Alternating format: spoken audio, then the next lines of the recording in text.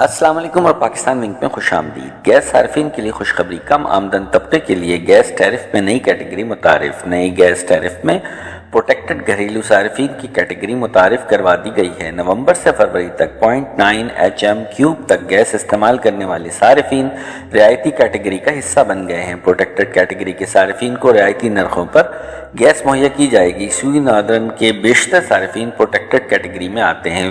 وفاقی حکومت نے صرف صاحب استطاعت گیس صارفین کے لیے گیس نرخوں میں اضافہ کیا ہے۔ نومبر سے فروری تک 0.9 HM³ سے زیادہ گیس استعمال کرنے والے صارفین پر ہی زائد نرخ لاگو ہوں گے۔